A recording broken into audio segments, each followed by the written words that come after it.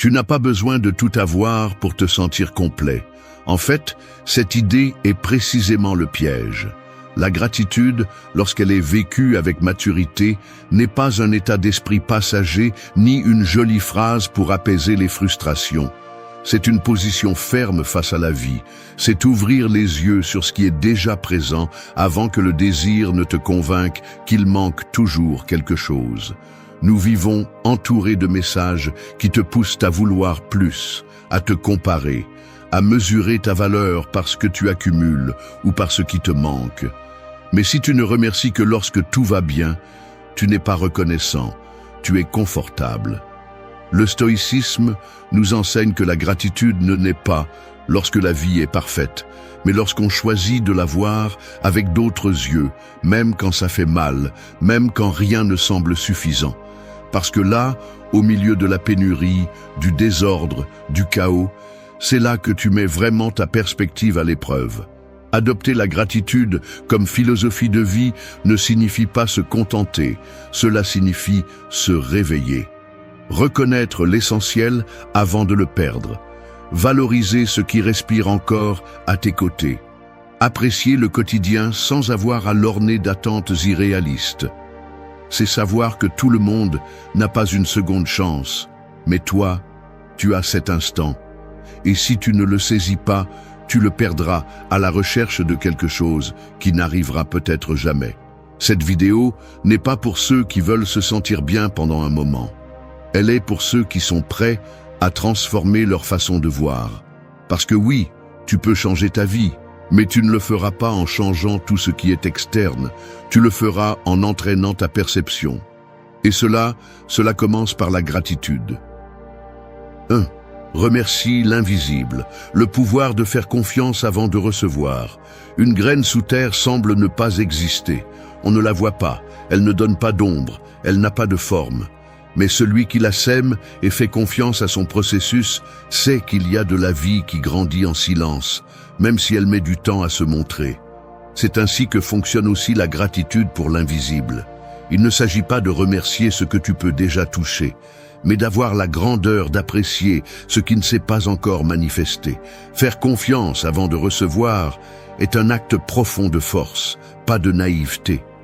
Le stoïcisme enseigne que nous n'avons pas de contrôle sur les résultats, mais bien sur notre attitude pendant que nous avançons. Tu peux attendre avec anxiété, te plaindre de ce qui n'arrive pas, ou tu peux choisir d'attendre avec calme, en remerciant l'opportunité de marcher, même si tu ne vois pas encore la destination. Ce changement de perspective est ce qui fait la différence entre un esprit esclave de l'avenir et un esprit entraîné dans le présent. Celui qui vit dans le manque voit toujours ce qui manque. Celui qui vit dans la confiance reconnaît que beaucoup de choses sont déjà en cours, même si elles ne sont pas encore visibles. Faire confiance ne signifie pas rester immobile. Cela signifie se déplacer avec sens, sans désespoir. Remercier l'invisible, c'est savoir que chaque effort silencieux construit quelque chose. Que les conversations qui n'ont pas eu de réponse, les portes qui semblaient fermées, les chemins qui se sont tordus, faisaient aussi partie du trajet. Il ne s'agit pas d'idéaliser l'attente, mais de résister sans se corrompre, sans abandonner, sans remplir le vide par des plaintes qui te volent ta clarté. Celui qui apprend à remercier sans voir de résultats immédiats développe un calme puissant, car il ne dépend plus du résultat pour se sentir précieux, complet ou en paix. Beaucoup se frustrent parce qu'ils plantent quelque chose aujourd'hui et veulent récolter demain. S'ils n'ont pas de preuves, s'il n'y a pas de certitude, ils se brisent. Mais celui qui cultive une gratitude stoïque apprend à honorer ce qui n'est pas encore visible. Il remercie la discipline qui le maintient ferme, l'intention qui le guide, la paix de savoir qu'il fait ce qui est juste, même si le monde ne l'applaudit pas. Cette gratitude est celle qui renforce, car elle n'a pas besoin de preuves externes pour se valider. Elle est interne, sereine, mais imbattable. Tu n'as pas besoin d'avoir tout résolu pour remercier. Tu n'as pas besoin d'avoir tout clair pour continuer à marcher. Remercie l'apprentissage qui arrive déguisé en doute. Remercie l'opportunité de te prouver à toi-même que tu peux te soutenir, même quand personne d'autre ne te le reconnaît. Cette force, est celle qui te rend différent. C'est celle qui transforme l'attente en formation et non en frustration. Aujourd'hui, si tu attends quelque chose, demande-toi si tu attends par manque ou par confiance. Repousses-tu ta gratitude jusqu'à ce que tout s'aligne ou remercies-tu simplement le fait d'avoir l'opportunité d'essayer? Remercier l'invisible n'est pas de la résignation, c'est du courage. C'est une déclaration silencieuse de foi stoïque. Parce que celui qui sait remercier avant d'avoir démontre qu'il est déjà libre à l'intérieur, et cette liberté est celle qu'aucun résultat ne peut lui enlever. 2. Célèbre ce qui est encore avec toi, pas ce qui est parti. Un phare continue d'éclairer même si personne ne le regarde. Il n'a pas besoin d'applaudissements pour remplir sa fonction. Sa lumière est constante, ferme, silencieuse. Il en va de même pour beaucoup de choses qui restent à tes côtés. Elles ne font pas de bruit, elles n'exigent pas d'attention, mais elles te soutiennent tous les jours. Le problème est que nous ne célébrons souvent pas ce qui reste, mais nous pleurons ce qui n'est plus là. C'est comme si notre mémoire était programmée pour souffrir de l'absence et oublier ce qui est encore présent. Nous vivons une paradoxe constante. Quand quelque chose est perdu, c'est alors que nous comprenons sa valeur. Mais quand nous l'avons, nous le tenons pour acquis. La routine nous rend aveugles, l'ego nous rend insatiables et l'habitude nous anesthésie. Et nous ne nous rendons pas compte que ce message d'encouragement, cette étreinte sincère, cette santé qui te permet de bouger, cette personne qui est toujours là même si tu ne le dis pas, sont des cadeaux que tout le monde n'a pas. Il ne s'agit pas de feindre la joie ou de nier ce qui fait mal. Il s'agit de choisir avec maturité où tu portes ton regard. Le stoïcien n'est pas indifférent aux pertes, mais il n'est pas non plus esclave du passé. Il comprend que ce qui est parti a rempli sa fonction. Il ne le poursuit pas et ne l'idéalise pas. Il remercie, honore et laisse aller. Mais surtout, il apprécie ce qui est encore avec lui, parce qu'il sait que ce qui semble sûr aujourd'hui peut disparaître demain. Rien n'est permanent. Ni les personnes, ni les opportunités, ni le temps. Alors, vas-tu attendre de le perdre pour te rendre compte qu'il était important? Il est facile de vivre piégé dans les souvenirs, regretter ce qui a été, te lamenter pour ce que tu n'as plus. Mais cette nostalgie mal canalisée devient une encre. Elle te freine, te vide, te consume. Si tu veux vivre avec une vraie gratitude, tu dois t'entraîner à voir ce qui est encore présent, même si ton ego te demande de regarder en arrière. Parce que ce qui reste à tes côtés a aussi besoin d'être célébré. Pas avec des feux d'artifice, mais avec conscience, avec présence, avec une appréciation authentique. Peut-être que tu te concentres sur une relation qui s'est terminée, mais tu ne vois pas l'ami qui ne t'a pas lâché. Peut-être que tu regrettes le travail que tu as perdu, mais tu ne remercies pas la capacité que tu as encore de créer quelque chose de nouveau. Tu peux regretter ce que tu ne peux plus revivre, mais tu ignores l'opportunité de construire quelque chose avec ce que tu as encore entre les mains. La gratitude stoïcienne est pratique. Elle n'idéalise pas, elle ne dramatise pas. Elle observe, accepte, honore et agit. Célébrer ce qui est avec toi n'est pas ignorer les pertes. C'est reconnaître que, même si certaines choses sont parties, d'autres ont choisi de rester. Et ce n'est pas négligeable. Cela mérite ton respect. Parce que tout ce qui décide de rester avec toi, malgré tes chutes, tes jours gris, tes doutes, a une valeur inestimable. Et si tu ne le vois pas maintenant, tu le regretteras plus tard. Aujourd'hui, avant de regarder ce que tu as perdu, observe ce qui ne t'a pas quitté. Peut-être que ce n'est pas parfait, mais c'est là. Peut-être que tu ne le vois pas clairement, mais il est toujours là. Et si tu décides de l'apprécier à partir d'aujourd'hui, tu éviteras le regret de demain. La vraie gratitude ne se pratique pas avec ce qui a été, mais avec ce qui est. Célèbre ce qui est encore avec toi, parce qu'un jour cela aussi partira. Et alors, il ne restera que la question, l'as-tu remercié quand tu le pouvais encore? 3. Fais de la simplicité quelque chose de sacré. Une pierre dans la poche peut sembler insignifiante pour celui qui ne la comprend pas, mais pour celui qui a marché des kilomètres avec elle comme symbole de force, elle devient un talisman. Il en va de même pour la simplicité. Ce qui est petit n'est petit que jusqu'à ce que ton regard le transforme. Quand tu apprends à voir en profondeur, le quotidien devient un hôtel. Tu n'as pas besoin de rituels compliqués ni de luxe pour te sentir comblé. Tu as seulement besoin de présence, d'intention et de respect pour ce que tu as déjà. Le problème, c'est que beaucoup vivent en courant après de grands moments, espérant que la vie leur crie quelque chose d'extraordinaire pour se sentir vivant. Mais le sacré ne s'annonce pas toujours. Le sacré est dans les détails que tu ignores quand tu es distrait. Dans la tasse de café chaud le matin, dans le silence qui t'accompagne quand tu éteins le bruit, dans la conversation sincère qui n'est pas pressée ni filtrée, dans le fait de pouvoir respirer sans douleur. Si tu ne sais pas voir cela, même si tu as plus, tu continueras à te sentir vide. Le stoïcisme nous enseigne que ce n'est pas l'extérieur qui nous remplit, mais la façon dont nous l'interprétons. Tu n'as pas besoin de plus, tu as besoin de mieux comprendre ce que tu as déjà. C'est la base de la gratitude stoïcienne. Valoriser ce qui ne brille pas, mais soutient. Remercier la routine, non pas comme une prison, mais comme une structure. Honorer la simplicité, non pas comme conformisme, mais comme sagesse. Parce que celui qui n'apprécie pas le petit ne saura pas non plus conserver le grand. Fais de chaque moment quelque chose de sacré, non pas avec une solennité forcée, mais avec respect. Le respect transforme le commun en spécial. C'est cette pause que tu fais avant de parler, ce regard que tu donnes avec attention, ce merci que tu ne répètes pas par politesse, mais par conviction. Vivre ainsi n'est pas mièvre, c'est puissant. Parce que celui qui apprend à célébrer la simplicité n'a pas besoin que la vie lui donne des surprises pour se sentir complet. Sa paix ne dépend plus du spectacle, mais de sa capacité à regarder avec une autre conscience.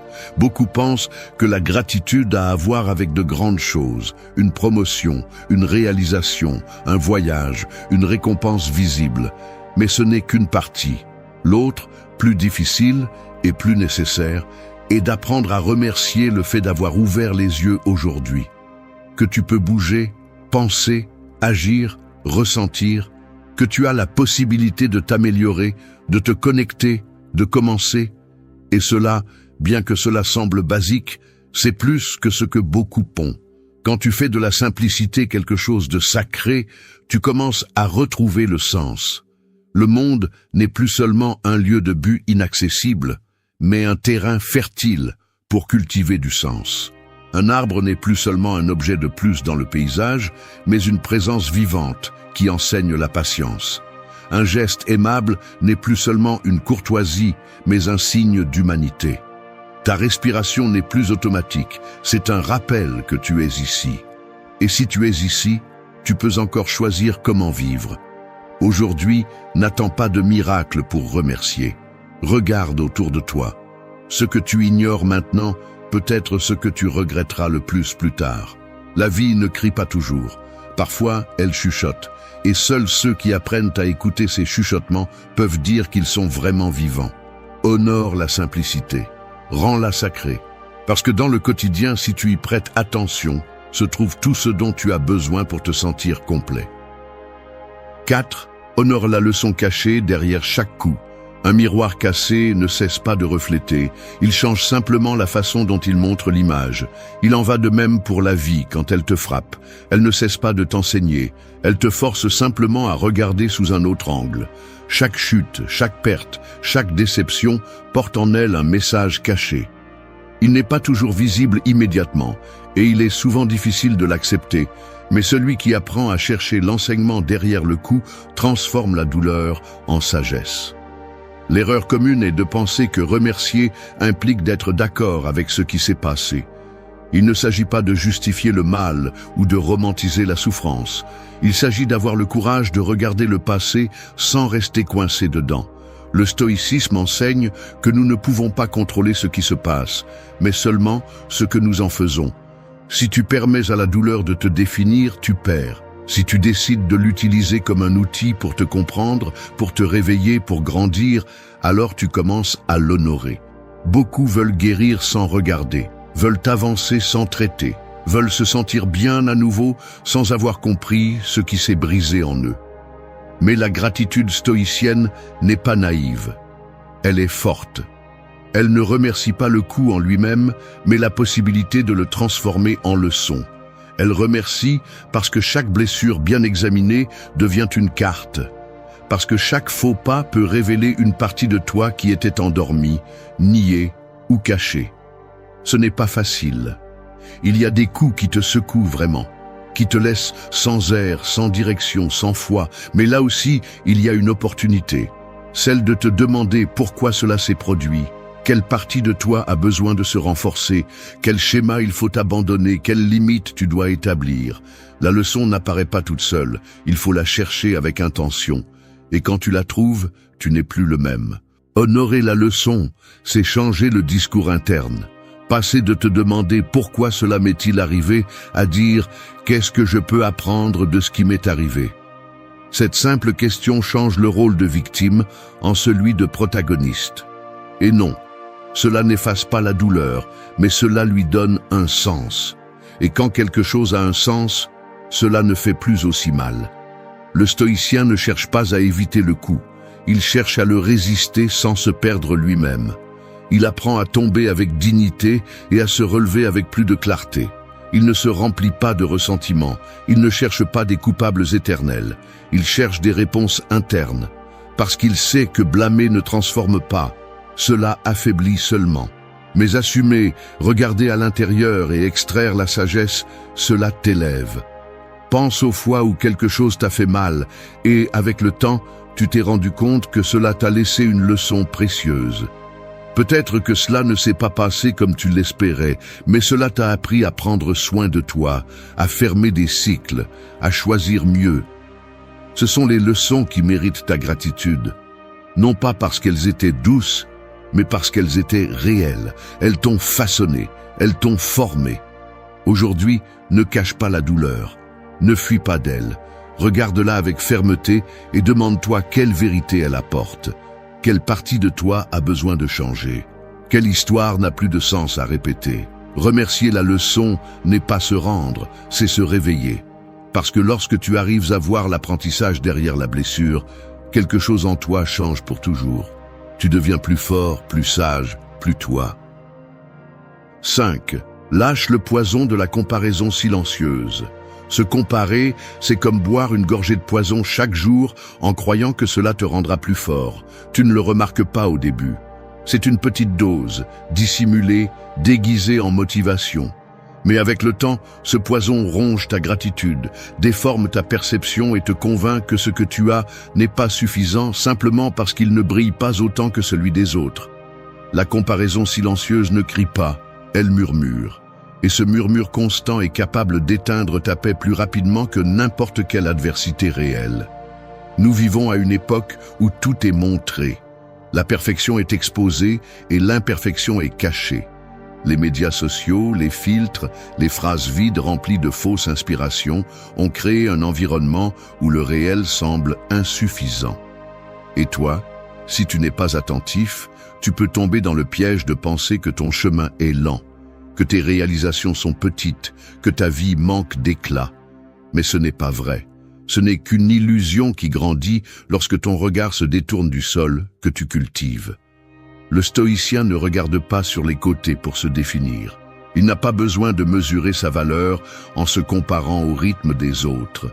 Son regard est fixé sur ce qu'il contrôle, son caractère, son effort, son intention.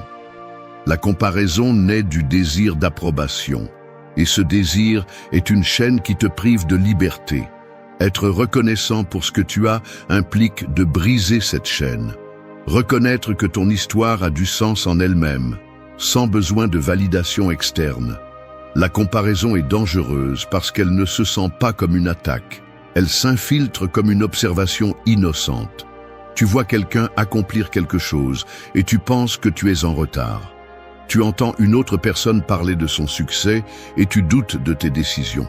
Tu regardes ce que les autres ont et tu commences à dévaloriser ce que tu avais déjà accompli.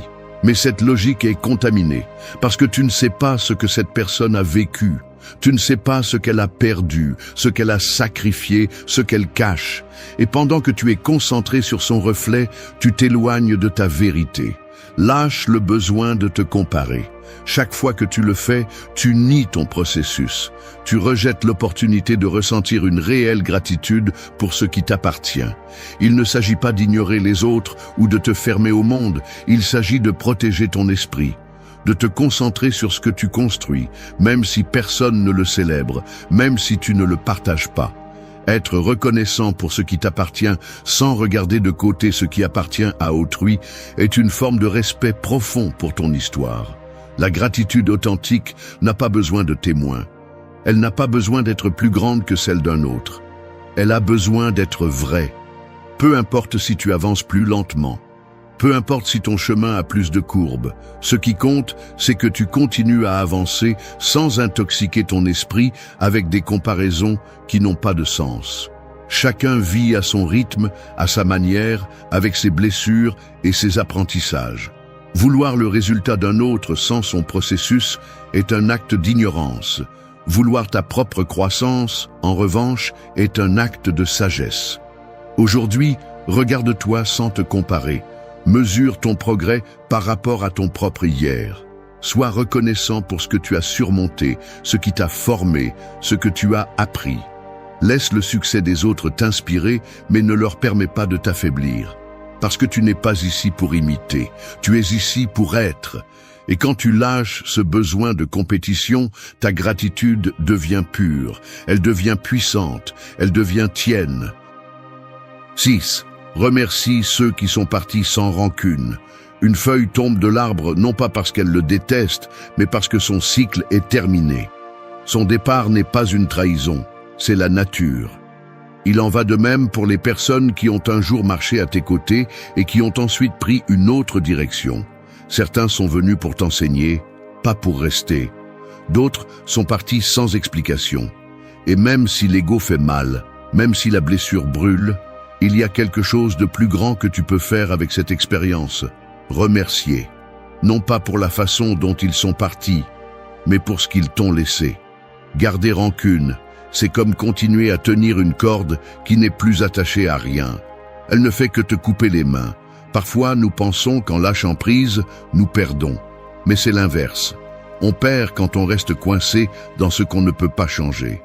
Quand on répète des conversations dans notre esprit qui n'auront plus de réponse. Quand on permet au passé de contrôler nos émotions dans le présent. Le stoïcien ne cherche pas à ce que les choses se passent comme il le souhaite, mais comme elles doivent l'être. Et parfois, cela inclut d'accepter l'absence sans avoir besoin de la punir. Il ne s'agit pas de justifier tout ce qu'ils ont fait. Il ne s'agit pas de nier la douleur. Il s'agit de comprendre que garder du ressentiment, c'est continuer à donner de l'espace à quelqu'un qui n'est plus là. Et tu as besoin de cet espace pour grandir, pour retrouver confiance, pour être en paix. Remercier ceux qui sont partis n'est pas une faiblesse, c'est une maturité.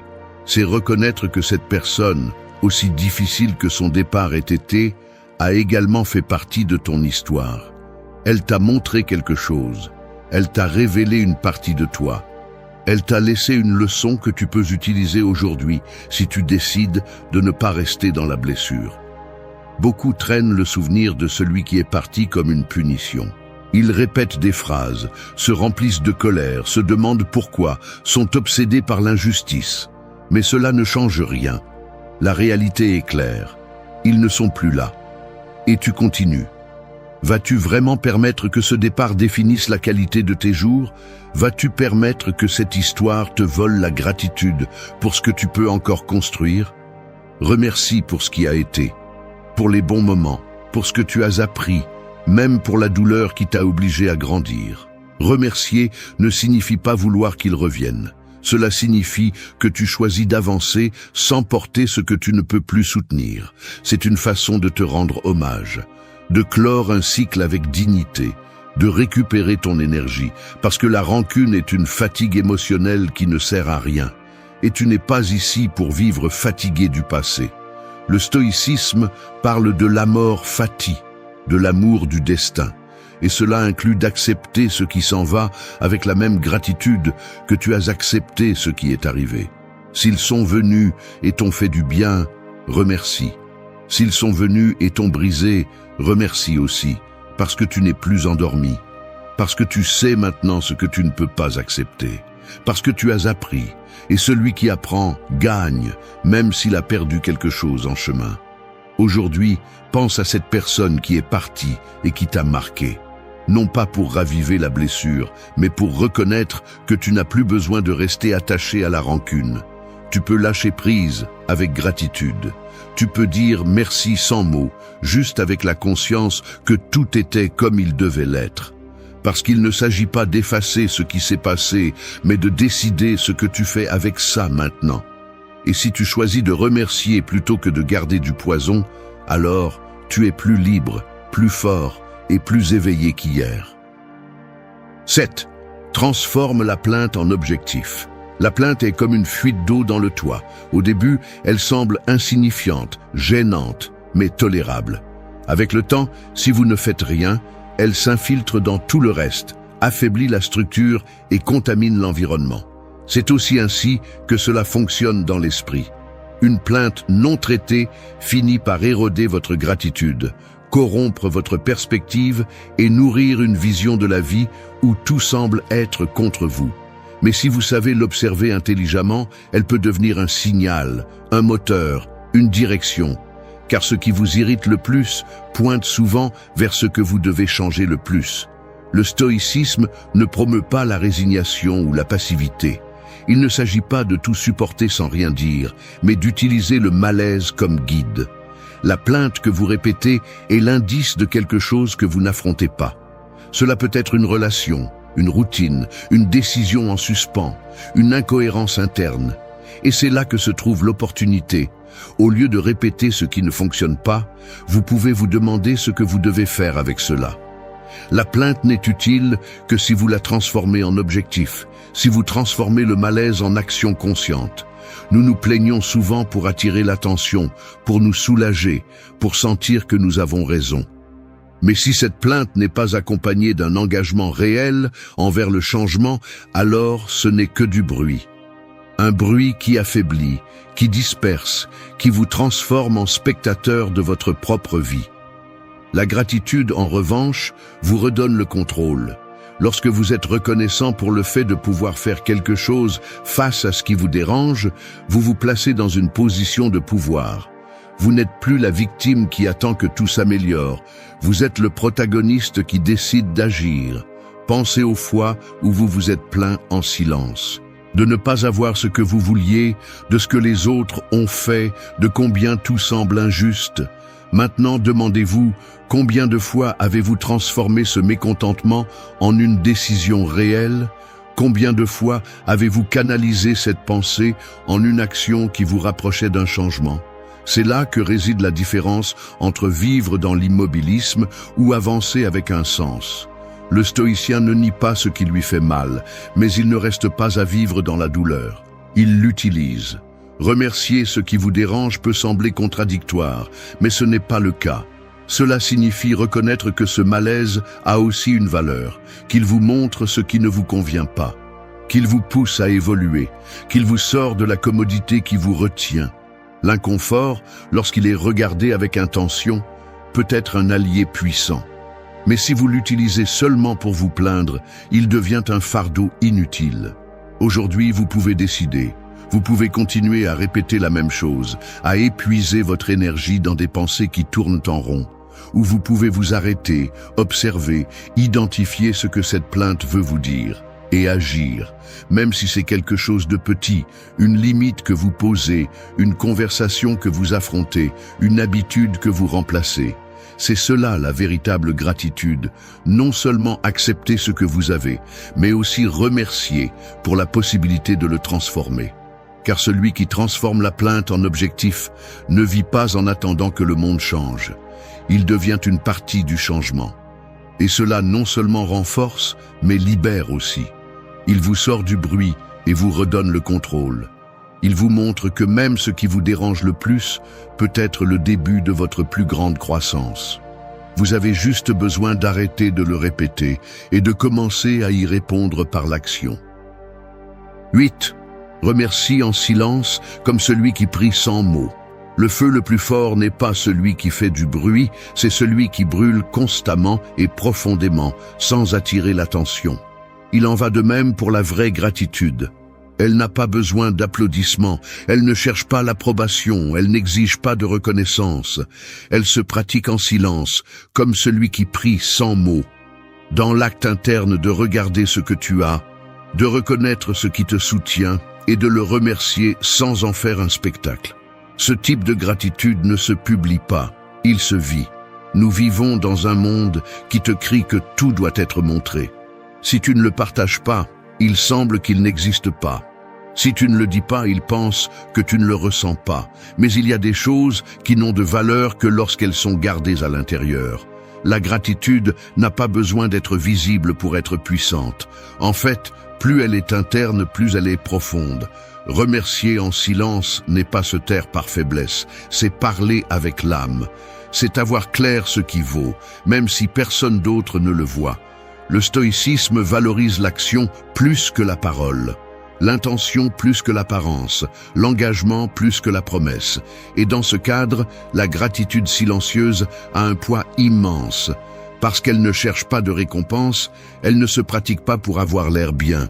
Elle se pratique parce qu'elle naît d'une conscience éveillée, de savoir que le fait de respirer, d'avoir un jour de plus, de pouvoir choisir, est déjà une raison suffisante pour remercier sans bruit. Quand tu fais de la gratitude un acte privé, tu t'éloignes de l'ego. Tu arrêtes d'attendre une reconnaissance externe pour ce que tu ressens à l'intérieur. Et cela te donne la liberté de vivre pour toi, pas pour l'approbation des autres. Parce que quand tu remercies sans le dire, tu démontres que la valeur n'est pas dans ce que tu montres, mais dans ce que tu soutiens à l'intérieur. Et cela te connecte à une paix qui ne dépend pas de l'extérieur. Il y a des moments qui n'ont pas besoin de mots. Voir quelqu'un que tu aimes dormir paisiblement. Écouter le bruit du vent pendant que tu penses à ce que tu as surmonté. T'asseoir en silence après une journée difficile et savoir que tu n'as pas abandonné. Ces scènes ne s'expliquent pas. Elles se ressentent. Et ce sentiment, si tu le permets, peut devenir une gratitude aussi forte que n'importe quel discours. Parce que quand le cœur est calme, la gratitude devient prière. Tu n'as pas besoin de publier ta gratitude pour qu'elle soit réelle. Tu n'as pas besoin de dire merci tout le temps si ta vie le reflète, si tu traites avec respect, si tu prends soin de ce que tu as, si tu apprécies le moment présent. La gratitude est dans la façon dont tu regardes, dans la façon dont tu parles, dans la façon dont tu décides, dans la façon dont tu ne prends rien pour acquis, dans la façon dont tu protèges l'essentiel sans avoir besoin de le crier.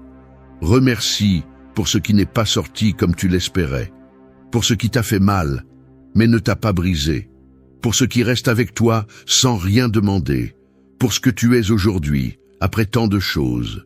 Remercie de l'intérieur. Fais-le à voix basse. Fais-le quand tu te réveilles. Fais-le quand tu te trompes. Fais-le quand tu as peur. Parce que cette gratitude silencieuse ne dépend pas des circonstances. C'est un refuge, un guide, une décision qui se renouvelle chaque jour. Aujourd'hui, tu n'as pas besoin de plus pour être en paix. Tu as juste besoin de fermer les yeux un instant et de reconnaître ce qui est encore avec toi. Sans le partager, sans l'expliquer, sans le transformer en phrase de motivation. Juste le ressentir. Parce que celui qui remercie en silence construit une force interne. Et cette force, même si personne ne la voit, est celle qui te maintient debout quand le monde tremble. Les mots sont comme des clés. Il y a des phrases qui ouvrent des portes, abattent des murs et transforment des relations entières. Tu n'as pas besoin de longs discours ni d'ornements vides. Il suffit de dire ce qui est correct au bon moment et avec la fermeté de quelqu'un qui parle sérieusement. Le problème est que nous vivons dans un monde saturé de mots creux, où tout le monde a une opinion, mais peu écoute, où l'on promet un soutien qui n'arrive jamais et où la plupart oublient de rappeler à l'autre qu'il a de la valeur. Et c'est là que naissent la solitude, la méfiance et la distance entre des personnes qui étaient autrefois proches. Ce dont nous allons parler ne sont pas des phrases pour paraître aimables ou pour maquiller la réalité. Ce sont 4 vérités courtes et directes qui, si tu les dis avec sincérité et que tu les soutiens par des actions, peuvent changer la façon dont tu te relates aux autres et à toi-même. Parce que dans un monde froid et distrait, être capable de regarder quelqu'un dans les yeux et de lui dire « je te comprends, je te soutiens » ou « tu comptes beaucoup » est un acte de force, de conscience et d'humanité. Ce n'est pas une faiblesse de montrer de l'empathie, ce n'est pas une perte de temps d'accompagner, ce n'est pas exagéré de rappeler à quelqu'un qu'il a de la valeur. Au contraire, c'est là que se mesure vraiment ton caractère et ta capacité à transformer ce que tu touches. 1. Je te comprends. Entendre « je te comprends » est comme trouver un refuge au milieu d'une tempête. Imagine que tu marches sous une pluie incessante, trempé, portant tes propres pensées, et soudain, quelqu'un t'ouvre la porte de sa maison et t'offre un endroit sec. Cette simple action ne change pas le climat extérieur, mais elle change complètement la façon dont tu l'affrontes. C'est ainsi que fonctionne cette phrase. Elle n'élimine pas tes problèmes, elle n'efface pas la douleur ni ne résout ce qui pèse, mais elle te donne la certitude que tu n'es pas seul avec ton fardeau. Cette certitude, bien qu'elle puisse paraître petite, peut sauver une personne de sombrer dans son propre silence. Le véritable pouvoir de dire « je te comprends » ne réside pas dans sa répétition comme un slogan vide, mais dans son utilisation consciente. La plupart disent « comprendre » mais n'écoutent pas. Ils se contentent de remplir l'air de mots rapides sans s'arrêter sur ce que l'autre dit réellement. Et c'est là que réside la différence entre un geste superficiel et un acte transformateur.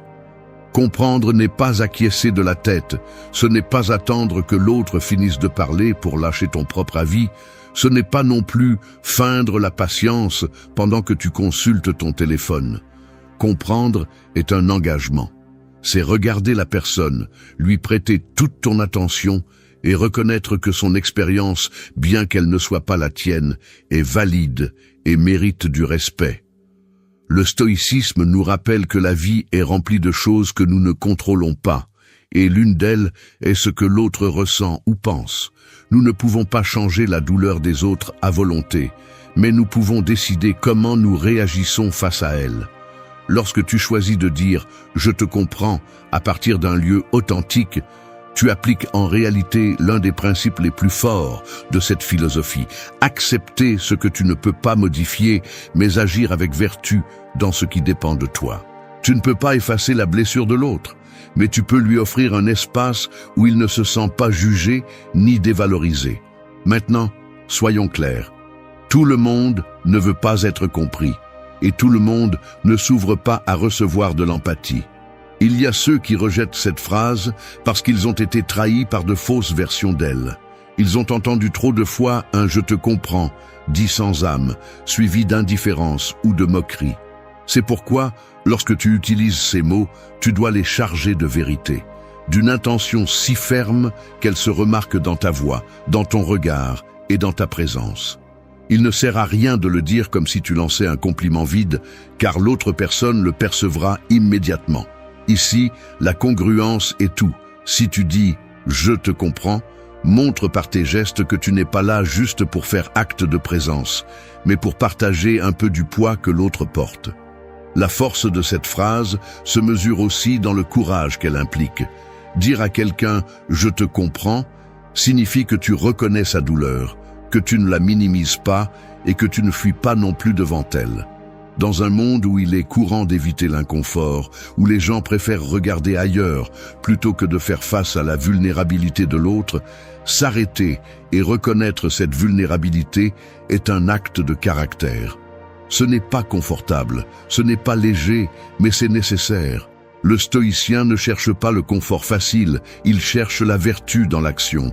Et la vertu, dans ce cas, est d'être capable d'accompagner avec ta compréhension, même si tu n'as pas toutes les réponses. Pense un instant à combien de fois tu as toi-même eu besoin d'entendre cette phrase. Des moments où tu ne demandais pas de conseils ni de solutions magiques, juste que quelqu'un te regarde sans te juger et te dise fermement « Je te comprends ». Ce souvenir est ce qui te montre à quel point cette leçon peut être puissante. Parce que lorsque quelqu'un te comprend, même si rien ne change à l'extérieur, tout change à l'intérieur. Tu te sens moins étranger, moins invisible, moins chargé. Et en même temps, tu retrouves un peu de la confiance que le monde t'a enlevée. Mais il faut aussi être dur avec la vérité. Il ne suffit pas de dire « je te comprends » pour faire de la magie. Si tu ne le pratiques pas dans ta vie quotidienne, si tu n'entraînes pas ton esprit à écouter attentivement, si tu ne t'obliges pas à mettre de côté ton ego pour te mettre à la place de l'autre, alors cette phrase devient un mensonge déguisé. Et les mensonges, lorsqu'ils sont découverts, détruisent plus qu'ils ne construisent. C'est pourquoi c'est un entraînement constant, presque comme un exercice mental. Apprendre à se taire quand tu veux interrompre, apprendre à observer quand tu veux donner ton avis, apprendre à ressentir même si tu n'as pas vécu la même chose. Dans la pratique stoïcienne, je te comprends, est un rappel que nous partageons la même condition humaine. Comme le disait Marc Aurèle, nous sommes tous faits pour coopérer, comme les mains ou les pieds. Si tu refuses de comprendre l'autre, si tu lui tournes le dos, en réalité tu te refuses à toi-même. Parce que ce que tu vois aujourd'hui chez cette personne, demain peut se refléter en toi. Ce que tu rejettes aujourd'hui, demain peut être ton besoin le plus urgent. Et à ce moment-là, tu voudras que quelqu'un, même si ce n'est qu'une seule personne, s'arrête devant toi et te dise la même chose que tu as refusée. Ce type de compréhension ne se limite pas aux amis proches ou à la famille. Il s'applique aussi dans la vie professionnelle, dans les rues, avec des inconnus. Combien de conflits pourraient être évités si, avant de réagir avec agressivité, quelqu'un s'arrêtait pour dire « je te comprends ». Ce n'est pas un signe de faiblesse, c'est un geste d'intelligence. Celui qui comprend ne perd pas. Il gagne en clarté, en paix et en possibilité de résoudre avec plus de fermeté. Celui qui comprend ne se laisse pas emporter par le bruit. Il garde le contrôle de lui-même. C'est l'essence de l'autocontrôle stoïcien. La prochaine fois que tu auras l'occasion de le dire, ne le fais pas à moitié. Fais-le avec toute la force que tu as, parce que tu ne sais jamais à quel point cette personne est proche de se rendre à elle-même. Une phrase courte peut être le point de rupture entre quelqu'un qui sombre dans le silence ou quelqu'un qui recommence à croire qu'il y a encore de l'humanité dans ce monde. Et c'est là que réside ta responsabilité. Parce que la compréhension n'est pas un luxe, c'est une nécessité que nous partageons tous. Je te comprends n'est pas un ornement pour sonner bien. C'est une affirmation qui, lorsqu'elle naît de la sincérité, démontre la maturité, le caractère et la force intérieure. Et le plus important, elle te rappelle que tu n'es pas seul sur ce chemin, ni toi ni les autres. Comprendre ne signifie pas porter la douleur de tous, mais accompagner sans peur, sans jugement et avec un engagement réel. Ainsi, chaque fois que tu prononces ces mots, tu ne transformes pas seulement l'autre, tu te transformes aussi.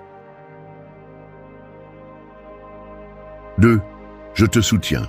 Soutenir quelqu'un, c'est comme devenir ce mur qui résiste au vent lorsque la tempête menace de tout détruire. Tu n'élimines pas la tempête, tu n'élimines pas le vent, mais tu deviens la barrière qui empêche la personne de s'effondrer. Dire « je te soutiens », c'est montrer fermement que ta présence n'est pas fortuite ni légère, que tu es là comme une ancre au milieu de la mer agitée. Dans un monde où la majorité disparaît lorsque les choses deviennent difficiles, offrir du soutien est un acte de rébellion contre l'indifférence et d'engagement contre la fragilité des liens. Le pouvoir de cette phrase réside dans quelque chose de simple mais de percutant. Être là.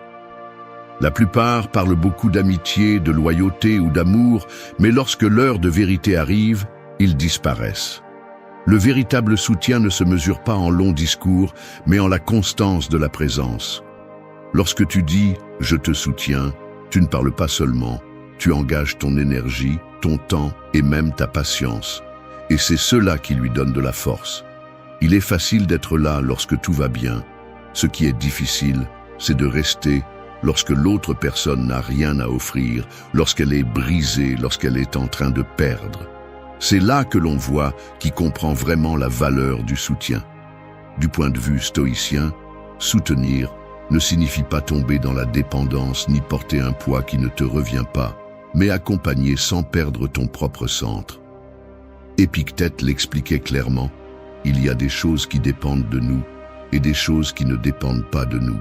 La douleur, les erreurs ou la chute d'une autre personne ne dépendent pas de toi, mais c'est à toi de choisir comment te comporter face à cette situation.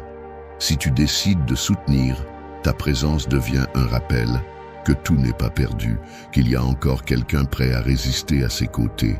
Cette décision, bien qu'elle puisse sembler petite, peut changer complètement la perspective de celui qui se sent seul dans la bataille. La vérité agressive est que peu de gens osent dire « je te soutiens » et le faire vraiment. Nous sommes entourés de gens qui promettent, mais qui se cachent au premier obstacle. Nous le voyons dans les amitiés qui se dissolvent au premier conflit, dans les relations qui ne fonctionnent que dans les bons moments, dans les collègues de travail qui disparaissent lorsque les responsabilités pèsent. Dire « je te soutiens » et le maintenir nécessite du caractère, car cela signifie que tu n'es pas là par convenance, mais par conviction. Cette différence est ce qui donne à ces mots un pouvoir transformateur. Pense à ta propre expérience. Combien de fois as-tu été au bord de l'abandon et quelqu'un, avec une simple phrase, t'a rappelé que tu n'étais pas seul? Il n'a pas changé ta situation immédiatement, mais il a changé ta résistance. Le simple fait de savoir qu'il y avait un témoin prêt à marcher à tes côtés t'a donné la force de faire un pas de plus. C'est là la véritable valeur du soutien. Il n'enlève pas le poids, mais il fait en sorte que le chemin ne détruise pas tout. Le soutien stoïcien n'est pas indulgent. Il ne s'agit pas de dire « je te soutiens » et de nourrir les excuses ou les erreurs de l'autre. Soutenir n'est pas être complice de l'autodestruction, c'est être présent pour soutenir, mais aussi pour confronter lorsque c'est nécessaire. Parfois, soutenir signifie dire la vérité inconfortable, celle que personne ne veut dire, mais le faire sans abandonner la personne. Parce que le soutien n'est pas une faiblesse, c'est une force. Et la force se démontre lorsque tu ne fuis pas la douleur de l'autre, lorsque tu choisis de rester même en sachant que ce ne sera pas facile. Il faut le dire crûment, beaucoup de gens confondent soutien et fardeau. Ils se laissent écraser par les problèmes des autres et finissent par se perdre eux-mêmes en essayant de sauver tout le monde. Ce n'est pas du soutien, c'est de la dépendance déguisée en bonté. Le véritable soutien vient de quelqu'un qui est solide en lui-même, qui a la capacité de soutenir parce qu'il ne vacille pas. Et c'est là que la leçon stoïcienne entre en jeu. Tu ne peux donner un véritable soutien que lorsque tu as travaillé sur ta propre force intérieure. Si tu n'as pas le contrôle de toi-même, si tu ne sais pas résister à ton propre poids, tu ne pourras soutenir personne d'autre. C'est pourquoi dire « je te soutiens » est aussi une déclaration sur qui tu es. Cela signifie que tu es prêt à utiliser ta force pour accompagner, non pour dominer ou manipuler. Le véritable soutien ne cherche pas les applaudissements, il ne se mesure pas en remerciements. Il se mesure dans le calme de celui qui sait qu'il n'a pas été abandonné. Et cela, bien qu'il ne soit pas reconnu immédiatement, laisse une trace impossible à effacer. Dans la vie réelle, le « je te soutiens » devient une arme puissante contre l'isolement. Nous vivons dans une société où les gens sont plus connectés que jamais, mais en même temps plus seuls que jamais. Tout le monde a des centaines de contacts, mais peu de gens ont quelqu'un qui dit « je te soutiens » et qui le fait vraiment. Cette solitude ne se combat pas avec les réseaux sociaux, elle se combat avec une présence réelle, avec de petits gestes, avec cette phrase soutenue par des actes concrets. Lorsque tu la prononces sincèrement, tu dis à l'autre que sa lutte fait aussi partie de ta lutte. Et même si tu ne peux pas la résoudre, tu lui fais savoir qu'il n'a pas à l'affronter à l'aveuglette. C'est l'essence de la vertu, de la justice dans le stoïcisme. Donner à l'autre ce qu'il mérite en tant qu'être humain. Et tout le monde, absolument tout le monde, mérite de ne pas se sentir abandonné dans les moments de plus grande vulnérabilité. Pense à la différence brutale entre affronter une chute seule et l'affronter accompagné. Dans la solitude, l'esprit se remplit de doutes, la force se dilue, les décisions se brouillent. Avec le soutien, même la chute devient plus supportable parce qu'il y a quelqu'un qui tend la main. Cette image résume ce que signifie vraiment cette phrase. C'est dire à l'autre, tu n'as pas à te traîner seul, pas tant que je suis là. Le soutien, lorsqu'il est authentique, n'a pas besoin de démonstration théâtrale. Il n'est pas nécessaire de le crier, de le publier, de le transformer en spectacle. On le remarque dans les détails, rester en silence lorsque l'autre a seulement besoin de compagnie, répondre à un message lorsque le vide pèse le plus, apparaître au moment où personne d'autre n'apparaît. C'est là que la phrase « je te soutiens » cesse d'être un son et devient une vérité. Alors la prochaine fois que tu l'as dit, fais-le avec tout le poids de ton caractère. Ne promets pas si tu ne vas pas tenir ta promesse, car ce mensonge peut faire plus de mal que l'absence. Mais si tu le dis avec l'engagement de le soutenir, prépare-toi, car cela changera la façon dont cette personne parcourt son chemin, et aussi la façon dont tu comprends la valeur de tes liens. Le véritable soutien n'est pas oublié. Il est gravé dans la mémoire et devient une force silencieuse qui accompagne pour toujours. Dire « je te soutiens », c'est engager ta force, ton temps et ta volonté. C'est être un mur contre le vent et une ancre au milieu de la mer. Et lorsque tu le fais vraiment, tu ne transformes pas seulement l'autre, tu te transformes aussi, car tu découvres que le plus grand pouvoir n'est pas dans ce que tu accumules, mais dans ce que tu es capable de donner avec fermeté. 3. Tu comptes beaucoup. Dire à quelqu'un « tu comptes beaucoup » est comme allumer une torche au milieu d'un tunnel sombre. L'obscurité est toujours là, les obstacles ne disparaissent pas, mais soudain, il y a une lumière qui change la façon dont tu avances. Cette lumière n'est pas seulement de la clarté, c'est aussi de l'espoir, car elle rappelle à la personne que sa présence a un poids réel dans ce monde. Et c'est une vérité que beaucoup oublient, entourée de critiques, d'indifférence, et d'un système qui mesure la valeur humaine uniquement par ce que tu produis ou parais.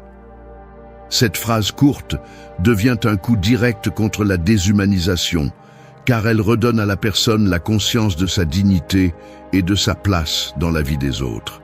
La brutalité de la réalité est que beaucoup marchent en portant silencieusement l'idée qu'ils ne comptent pas.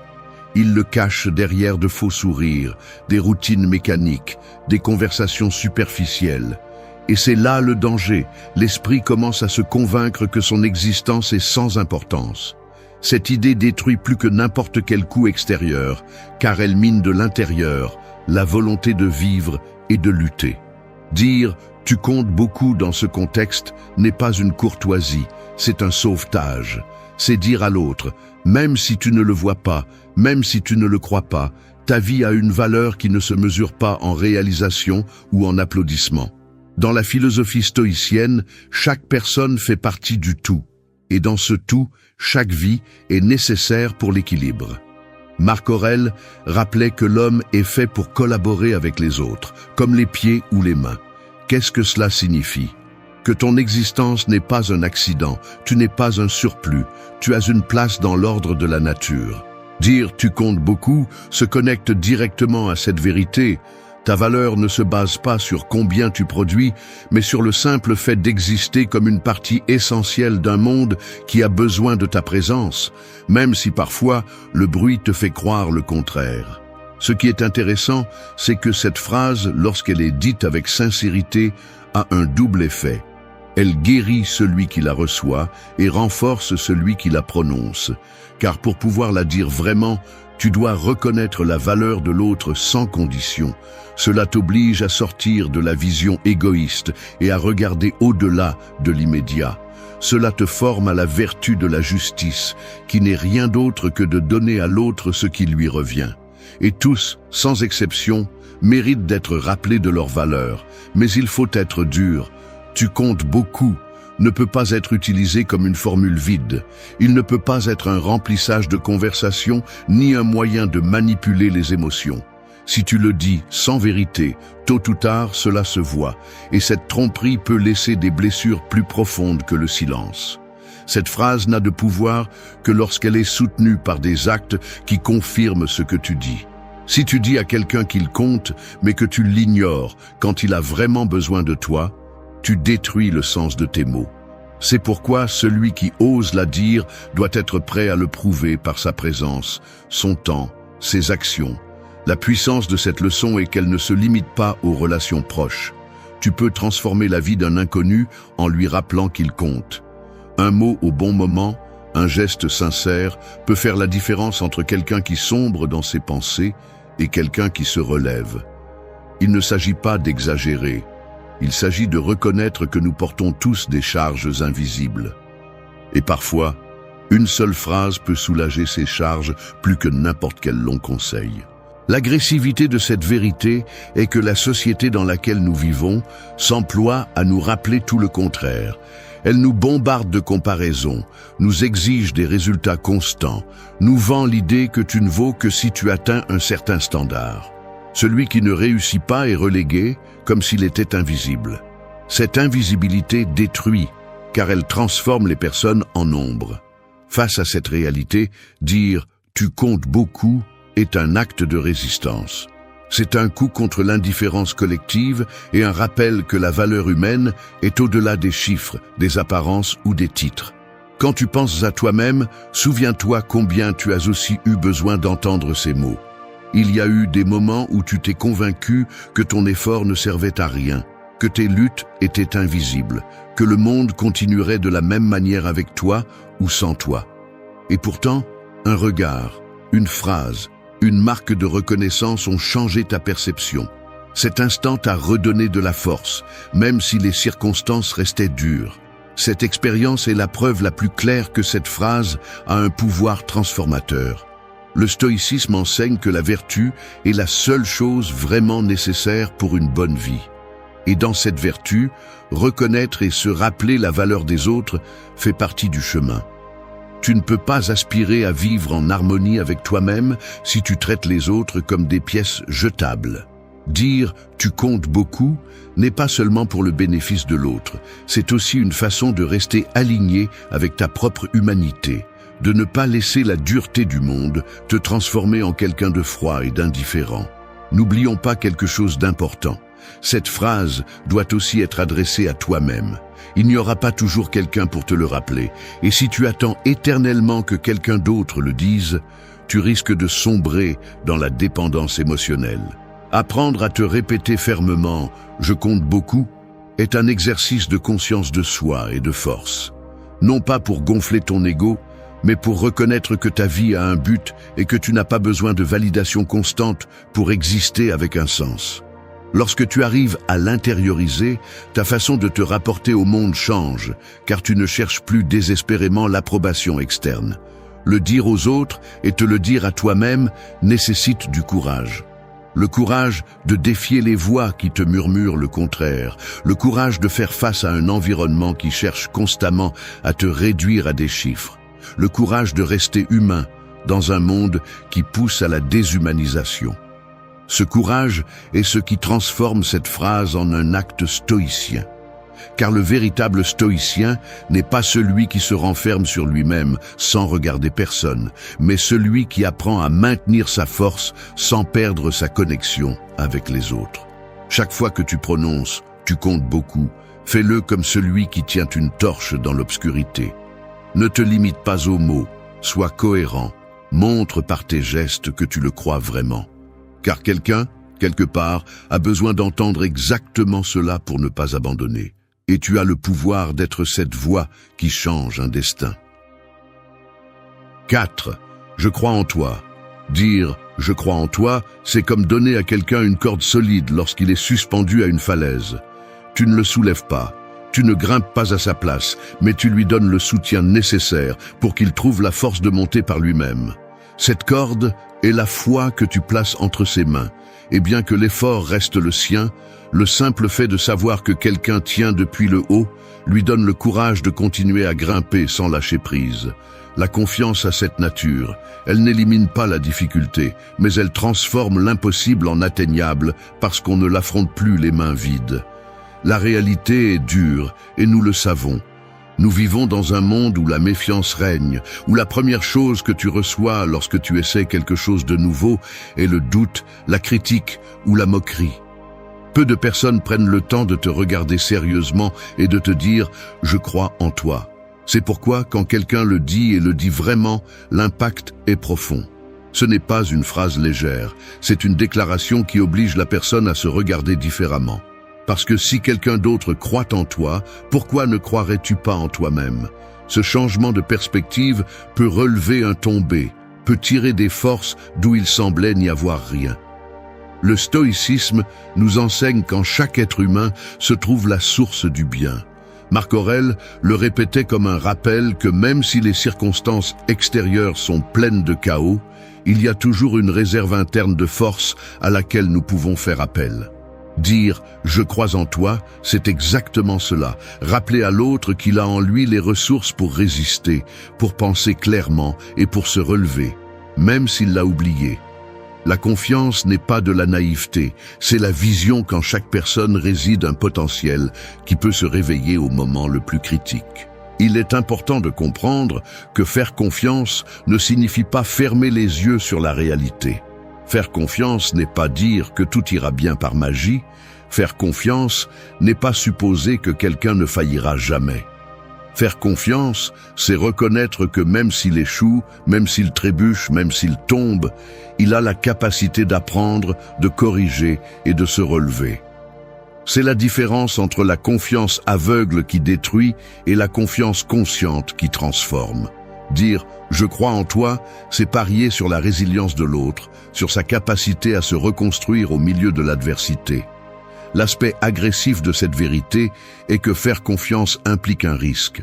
Chaque fois que tu fais confiance à quelqu'un, tu t'exposes à la possibilité d'être trompé. Mais le risque contraire, celui de ne jamais faire confiance, est beaucoup plus destructeur.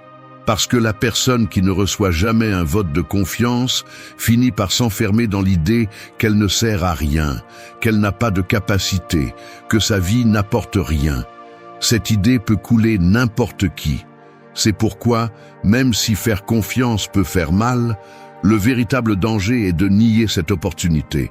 Le soutien sans confiance est fragile, mais le soutien avec confiance est une base solide qui pousse l'autre à grandir. Pense à ta propre histoire. Souviens-toi de ce moment où quelqu'un a cru en toi alors que tu ne le faisais même pas. Cela peut avoir été un enseignant qui a vu en toi un talent que tu n'avais pas remarqué, un ami qui ne t'a pas laissé abandonner, un membre de ta famille qui t'a dit avec conviction que tu pouvais le faire. Cette confiance a été le carburant dont tu avais besoin pour avancer. Ce souvenir prouve ce que nous disons. Il suffit d'une voix qui croit en toi pour réveiller en toi la force endormie. Le stoïcisme ne parle pas de confiance comme d'un sentiment naïf, mais comme d'une conséquence de la compréhension de la nature humaine. Épictète enseignait que les personnes ne sont pas définies par ce qui leur arrive, mais par la façon dont elles répondent. En disant « je crois en toi », tu affirmes en réalité que cette personne est capable de répondre avec vertu à ce qu'elle affronte, même si elle ne le fait pas actuellement. Cette déclaration est puissante parce qu'elle ouvre un espace pour l'action, pas pour la résignation. Ce qui est intéressant, c'est que cette phrase a un double effet. Elle soutient celui qui la reçoit, mais elle renforce aussi celui qui la donne. Parce que pour la prononcer avec sincérité, tu dois surmonter ta propre tendance au scepticisme, au jugement rapide, à la méfiance. Dire à quelqu'un « je crois en toi », c'est t'engager dans sa croissance, c'est décider que tu ne vas pas seulement regarder ses échecs, mais aussi ses possibilités. Cela fait de toi quelqu'un de plus juste, de plus conscient, de plus humain. Et dans cet acte, tu grandis aussi. L'aspect brutal de notre société est qu'elle a créé un environnement où l'on nous rappelle constamment ce que nous ne sommes pas, ce qui nous manque, ce que nous faisons mal. La comparaison est constante. Et au milieu de ce bombardement, la confiance en soi s'érode. C'est pourquoi, quand quelqu'un ose regarder et dire fermement « je crois en toi », cela rompt avec cette dynamique. C'est comme une fissure dans un mur de doute. Soudain, il y a une entrée de lumière. Et cette lumière, bien que petite, change tout. N'oublions pas que la confiance génère la responsabilité. Quand quelqu'un croit en toi, tu ne veux pas le décevoir. Cet engagement est ce qui te pousse à donner plus que ce que tu pensais pouvoir donner. Non pas par peur, mais par respect pour cette confiance placée en toi. Et c'est là une autre des vertus de cette phrase. Elle éveille la discipline, l'engagement et la loyauté. Parce que quand quelqu'un croit en toi, tu sens que tu dois prouver qu'il ne s'est pas trompé. Cette phrase doit aussi être dirigée vers soi-même. Te dire « je crois en moi » est un acte de force et de clarté. Cela ne signifie pas penser que tu ne vas jamais échouer. Cela signifie te rappeler que quoi qu'il arrive, tu auras la capacité de répondre. C'est croire qu'en dépit du fait que le monde s'effondre, ton caractère peut te soutenir. Cette confiance en soi est le cœur du stoïcisme. Tu ne contrôles pas ce qui se passe à l'extérieur, mais tu contrôles ta réaction. Te dire « je crois en moi », c'est graver cette vérité dans ton esprit et agir à partir de là. Croire en soi n'est pas gonfler son ego ni vivre dans des fantasmes, c'est une déclaration de résistance. C'est dire « je sais que la vie est dure, je sais que je peux tomber, mais je crois que je trouverai toujours le moyen de me relever ». Cette conviction, une fois que tu l'embrasses, change la façon dont tu affrontes chaque défi. Tu n'agis plus à partir du doute, tu agis à partir de la certitude que, même si le chemin est difficile, ta volonté sera suffisante pour continuer à avancer. En conclusion, « je crois en toi » n'est pas un ornement, ce n'est pas une phrase vide. C'est une corde tendue au milieu de la falaise. C'est la foi qui soutient quand les forces faiblissent, c'est un rappel que la capacité humaine de résister et de se relever est toujours présente. Quand tu l'as dit avec sincérité, tu ne transformes pas seulement l'autre, tu te transformes aussi. Parce que faire confiance, c'est choisir de voir la grandeur là où d'autres ne voient que la fragilité. Et ce choix fait de toi quelqu'un capable d'éclairer même l'obscurité la plus dense. Une maison en ruine ne s'effondre pas du jour au lendemain. Elle se fissure petit à petit, avec chaque fissure ignorée, avec chaque mur que personne ne répare. Il en va de même pour la vie. Le désordre n'arrive pas d'un coup. Il s'accumule en silence jusqu'à ce qu'un jour tu te réveilles pris au piège, dans un chaos que tu as laissé grandir toi-même. Et voici la vérité qui dérange. Personne ne va te sauver de ce désordre. Si tu ne prends pas le contrôle, tu resteras esclave de tes propres habitudes, de tes excuses et de tout ce que tu consommes sans t'en rendre compte. Le chaos est patient.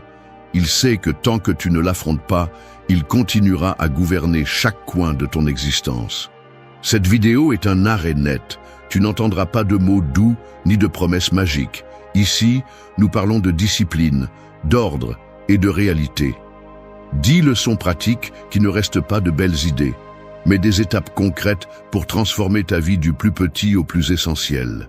Si tu veux vraiment retrouver clarté, force et but, reste. Parce que ce qui vient n'est pas un discours, c'est un guide pour que tu commences à mettre ta vie en ordre avant que le désordre finisse par la détruire. 1. Reconnais le désordre dans ta vie. Un tiroir rempli d'objets oubliés, de vieux reçus, de choses cassées que tu n'utilises jamais, c'est plus qu'un simple désordre physique. C'est le reflet de ce qui se passe à l'intérieur de toi lorsque tu laisses s'accumuler des pensées non résolues, des émotions non traitées et des habitudes qui ne mènent nulle part. Tout comme ce tiroir finit par être un chaos, parce que tu ne l'as jamais vidé. Ta vie peut aussi devenir un espace où rien ne s'adapte, où la confusion règne et la clarté disparaît. Reconnaître le désordre, c'est admettre que quelque chose ne fonctionne pas, que tu continues à marcher avec un poids supplémentaire que tu as toi-même permis.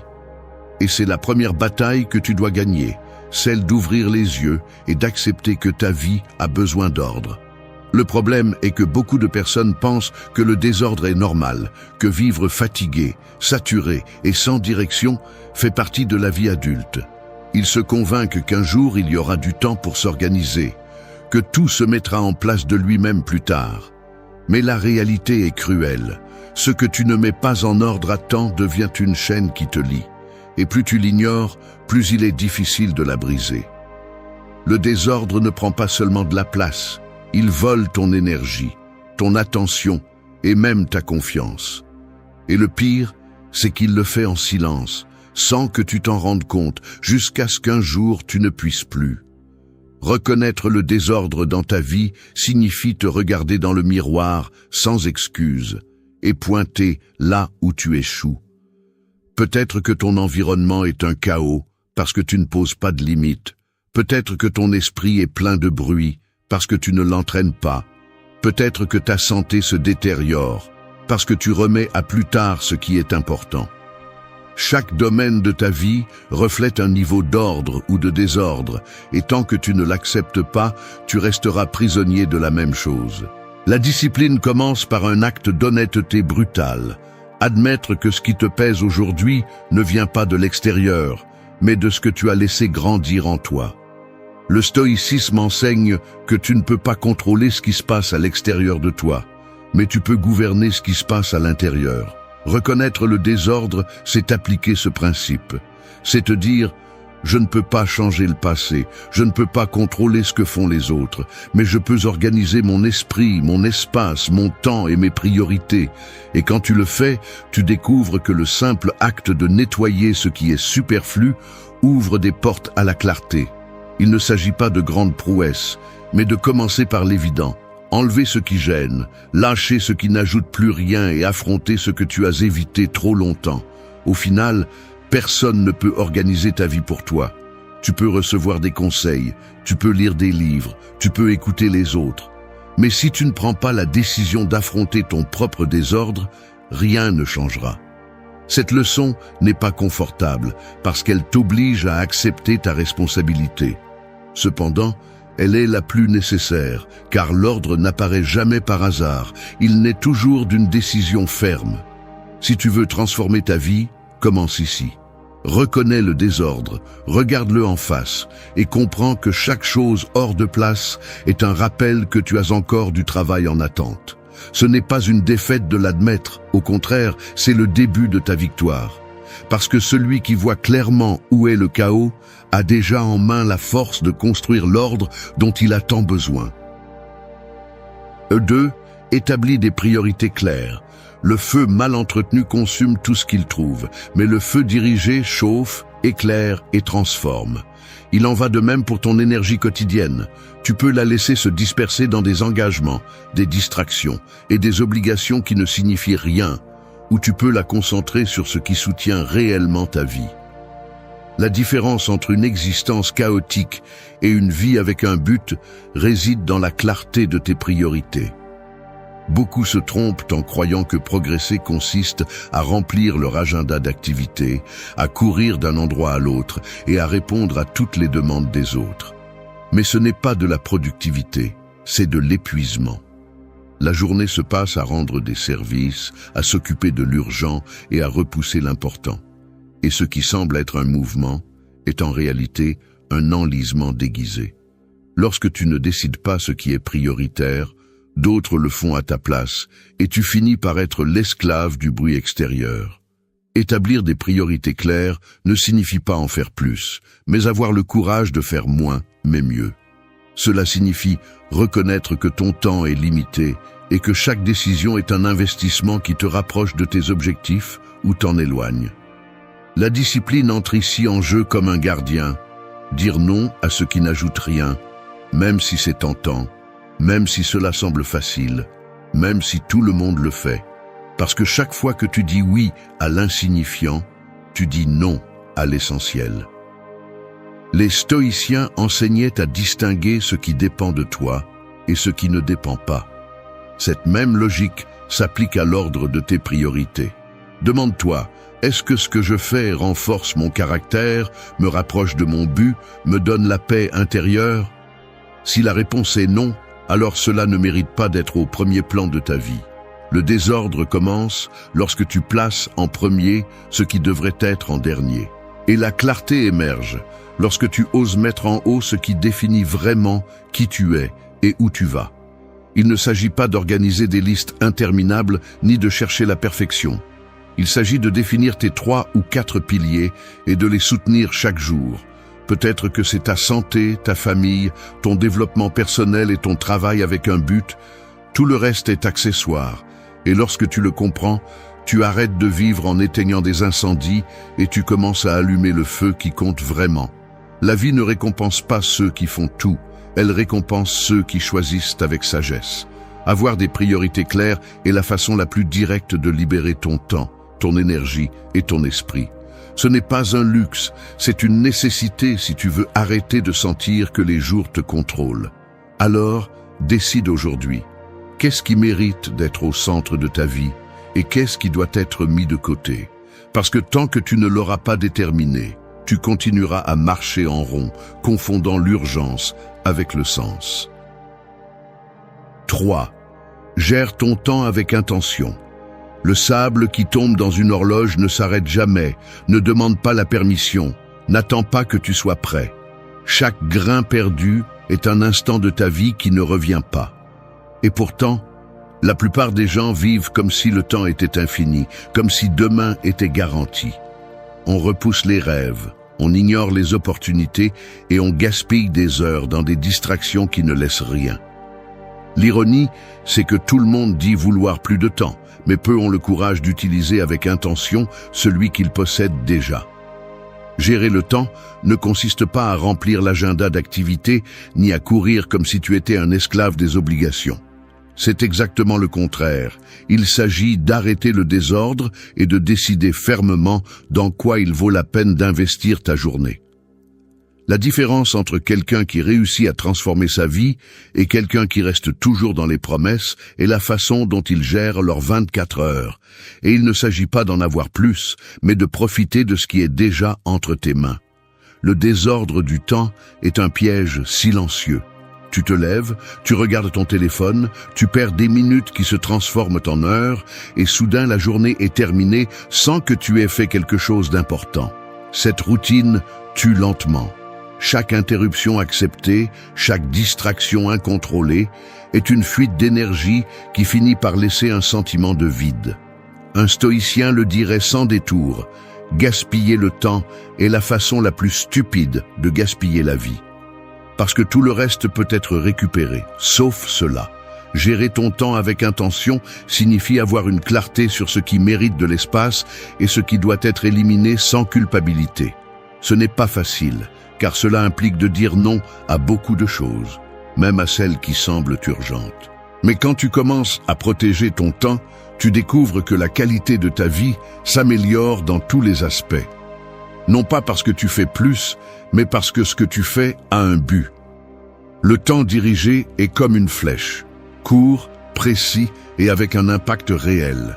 La discipline entre en scène comme l'outil qui soutient ce principe. Il ne suffit pas d'avoir un calendrier, tu as besoin d'engagement.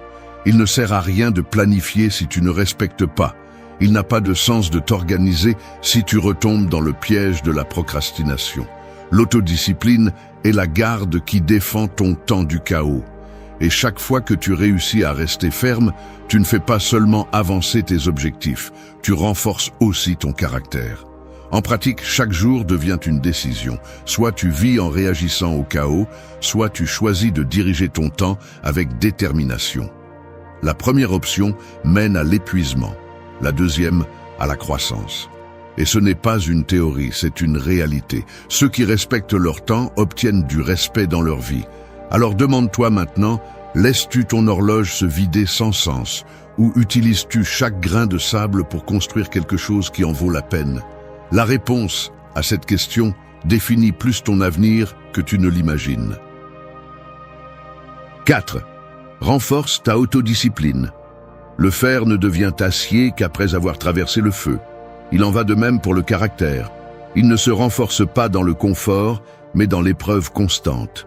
L'autodiscipline est ce feu qui façonne, durcit et définit qui tu es quand personne ne regarde. Il ne s'agit pas d'un talent caché, ni d'un cadeau que certains possèdent et d'autres non.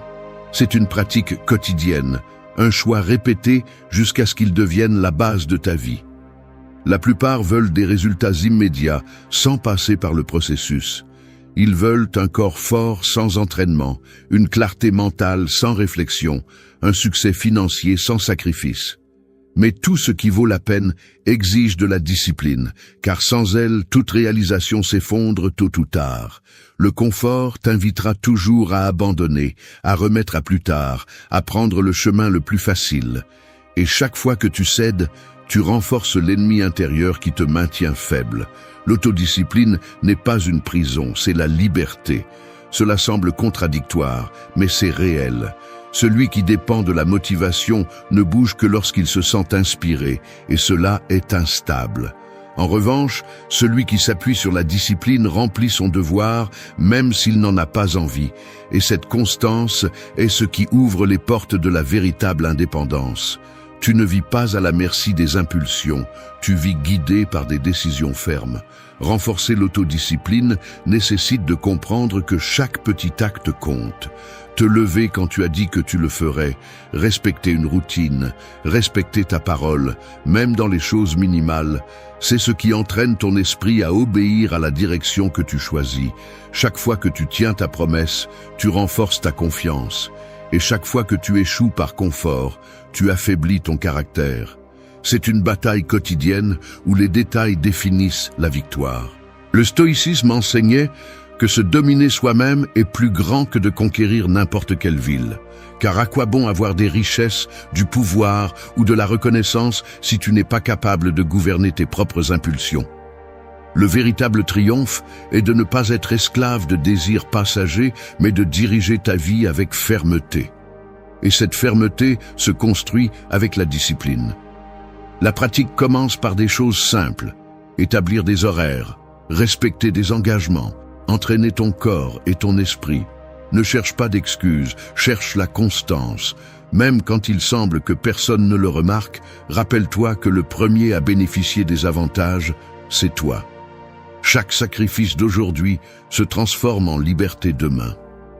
L'autodiscipline ne consiste pas à te réprimer, mais à te libérer du chaos. Choisis l'effort conscient plutôt que le confort immédiat.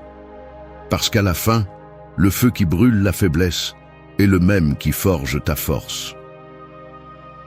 5. Améliore ta santé physique.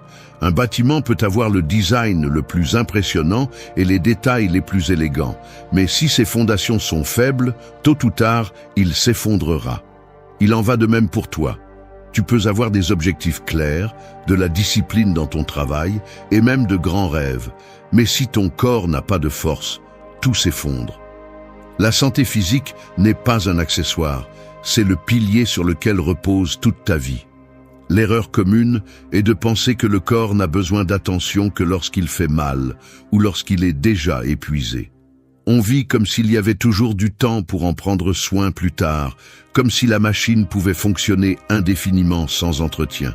Mais le corps réclame son dû, et il ne le fait pas silencieusement, il le fait avec des maladies, de la fatigue chronique et un manque d'énergie.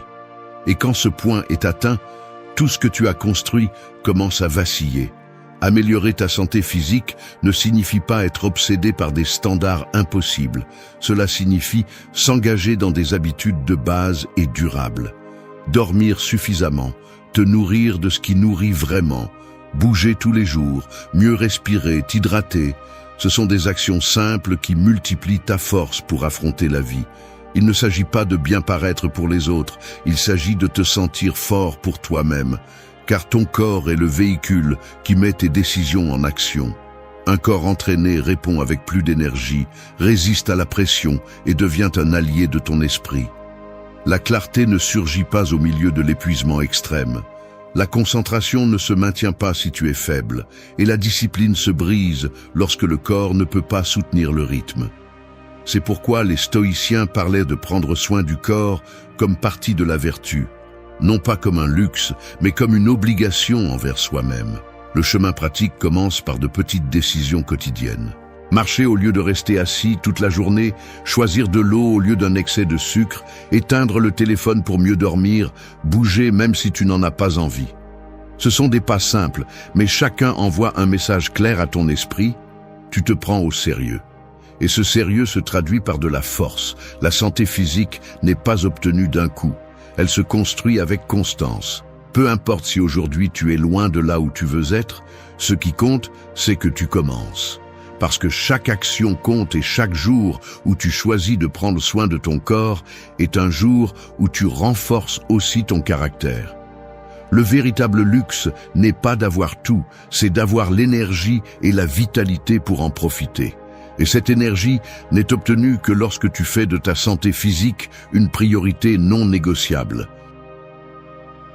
6. Prends soin de ta santé mentale. Le verre de cristal semble fort lorsqu'il reste immobile, mais lorsque des fissures invisibles commencent à se former à l'intérieur, le coup le plus léger suffit à le briser en morceaux. Il en va de même pour l'esprit négligé.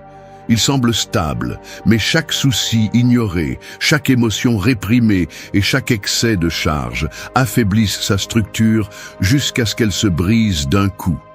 La santé mentale n'est pas un privilège réservé à quelques-uns. C'est la base qui soutient ta capacité à résister, à décider et à vivre avec clarté. Beaucoup pensent que la véritable force consiste à tout supporter en silence, à cacher la douleur comme si la nier était équivalent à la surmonter. La réalité est différente. Ce que tu tais s'accumule, et ce que tu ne traites pas se transforme en anxiété, apathie ou insomnie. Il ne s'agit pas de faiblesse, il s'agit d'humanité. Prendre soin de ton esprit signifie assumer que la résistance ne dépend pas de supporter plus, mais d'apprendre à libérer ce qui menace de te briser de l'intérieur. Protéger ta santé mentale nécessite du courage. Cela implique d'établir des limites, de dire non lorsque la charge dépasse tes forces, de choisir le calme face au bruit et de prioriser des espaces où ton esprit peut se reposer.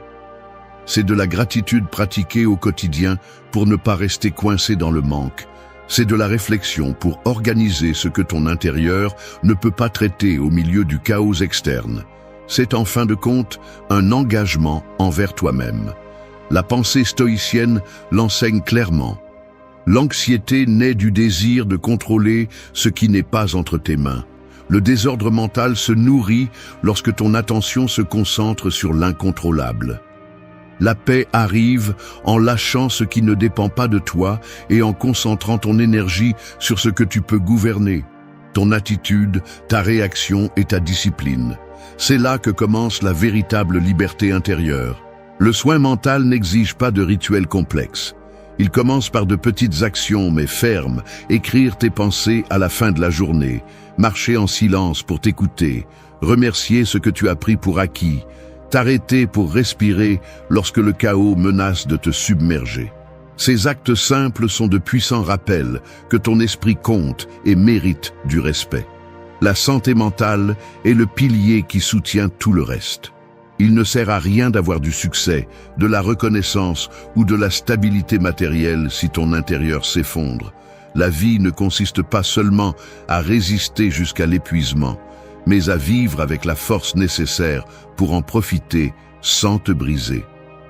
Prendre soin de ton esprit, c'est garantir que, quelles que soient les tempêtes extérieures, tu auras toujours un refuge solide en toi. 7. Organise tes finances. Les mains qui tentent de retenir de l'eau ouverte se vident en quelques secondes, peu importe l'effort qu'elles font pour la retenir. C'est ainsi que fonctionne l'argent lorsqu'il n'y a pas d'ordre. Il s'échappe entre les doigts, disparaît sans laisser de traces, et tout ce qui reste est la frustration de ne pas savoir où il est allé. La stabilité financière ne dépend pas de combien tu gagnes, mais de comment tu gères ce qui passe entre tes mains. L'erreur la plus courante est de croire que l'organisation des finances est une affaire exclusive à ceux qui ont de gros revenus. La vérité est autre. Même avec peu, le désordre crée des dettes, de l'anxiété et de la dépendance. Peu importe la quantité, ce qui compte, c'est la clarté. Sans contrôle, tu auras toujours l'impression qu'il manque quelque chose. Tu seras toujours en train de courir après l'urgent sans jamais construire l'important. Le désordre financier est une forme silencieuse d'esclavage qui limite ta liberté de décision. Organiser tes finances signifie être brutalement honnête avec toi-même. Cela signifie regarder en face combien rentre, combien sort et à quoi tu dépenses. Il ne s'agit pas de te priver de tout, mais d'arrêter de nourrir ce qui ne s'ajoute pas. Chaque dépense inutile est une brique qui bloque ton chemin vers la stabilité. Et chaque décision consciente est un outil pour construire la liberté que tu mérites. Le stoïcisme enseigne à vivre avec modération et à ne pas dépendre du superflu. Appliqué à l'argent, ce principe est une défense contre le piège de la consommation. Acheter par impulsion, accumuler pour paraître, dépenser pour combler des vides émotionnels sont des chaînes déguisées en plaisir. La discipline financière consiste à lâcher ce dont tu n'as pas besoin pour investir dans ce qui te soutient vraiment. Pratiquer cet ordre commence par des pas simples mais fermes. Fais un registre clair de tes revenus et dépenses. Définis un pourcentage pour l'épargne, même si au début il est petit. Établis des priorités. D'abord l'essentiel, puis ce qui te fait grandir. Et enfin, ce qui te divertit simplement. Arrête de voir l'argent comme un ennemi ou comme une fin en soi. C'est un outil, rien de plus, mais mal utilisé, il devient un bourreau.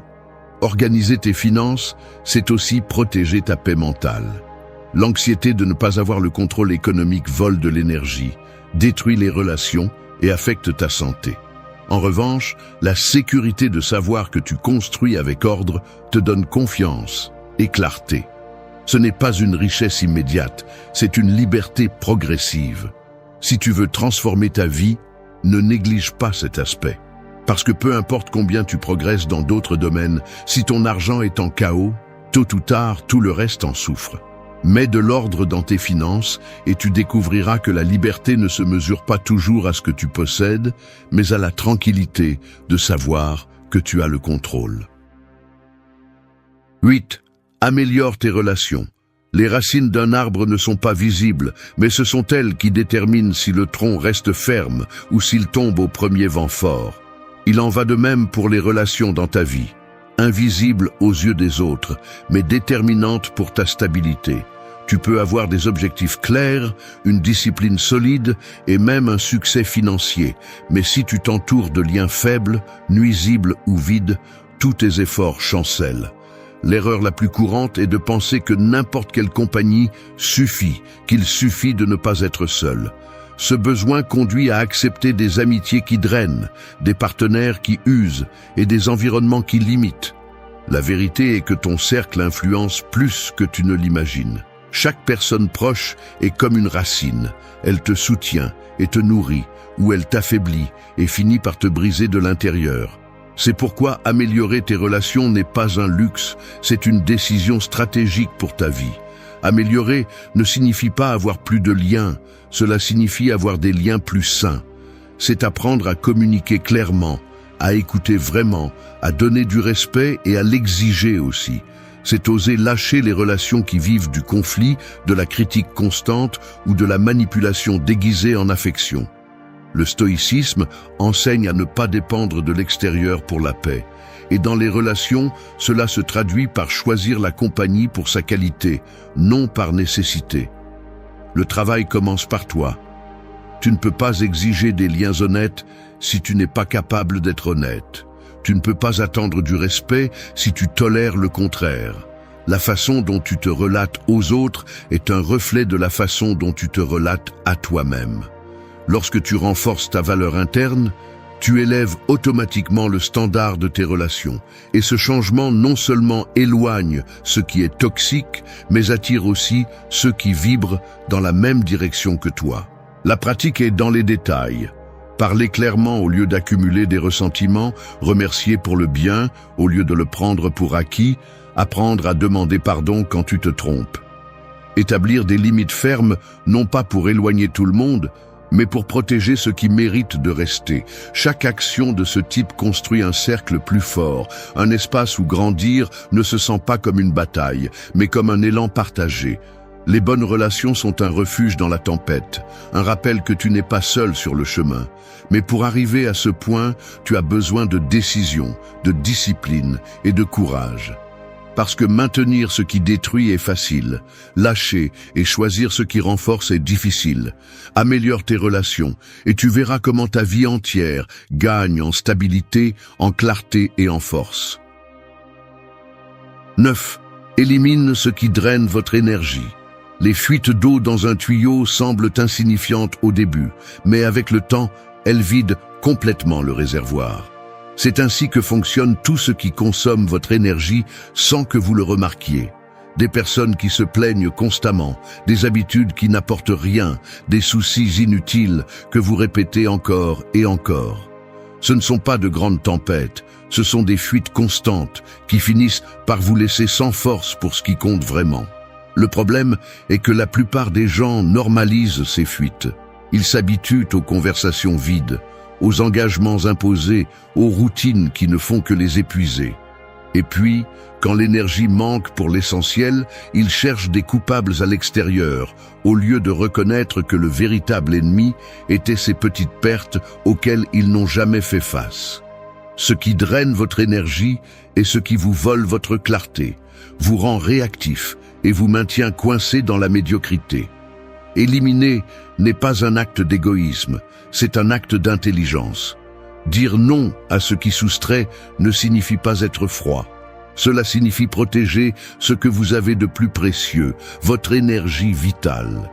Si vous ne la préservez pas, vous serez toujours fatigué, sans motivation, esclave de l'impulsion de survivre à la journée plutôt que de la construire. Le stoïcisme le résume en une idée claire. Consacrez votre force uniquement à ce qui est sous votre contrôle et apporte de la valeur. Tout le reste est du gaspillage. La première étape est d'identifier ces fuites. Cela peut être la personne qui apporte toujours du drame, l'habitude de vérifier les notifications toutes les 5 minutes, l'excès de soucis pour des choses qui ne dépendent pas de vous. Ils ne sont pas innocents. Ce sont des coûts invisibles que vous payez tous les jours. Une fois que vous les reconnaissez, choisissez avec détermination. Coupez, limitez ou remplacez. Parce que ce que vous n'éliminez pas s'accumule et devient un mur contre votre progrès. Ce changement ne se fait pas d'un coup, mais chaque décision consciente renforce votre énergie. Remplacez les conversations négatives par des apprentissages, changez les plaintes par des actions, remplacez le temps mort par des pratiques qui vous renforcent.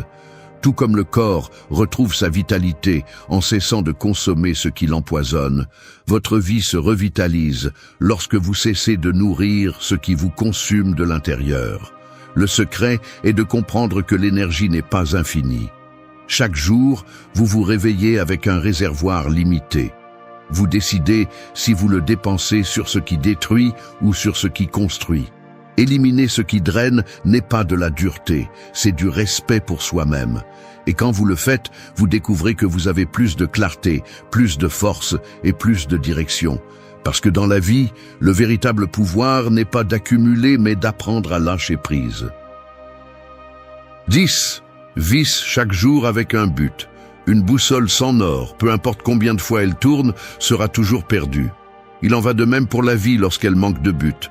Tu peux courir, travailler dur, remplir ton agenda de tâches et pourtant sentir que tu n'arrives nulle part.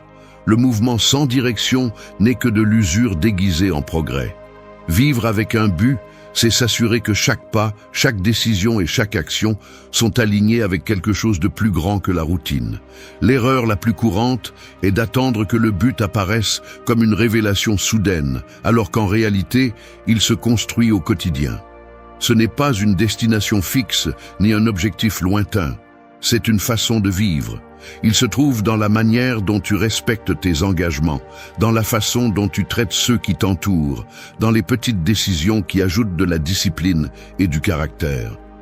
Le but ne se trouve pas d'un coup, il se forge avec constance. Avoir un but signifie se réveiller chaque matin avec la clarté que ton temps ne sera pas gaspillé.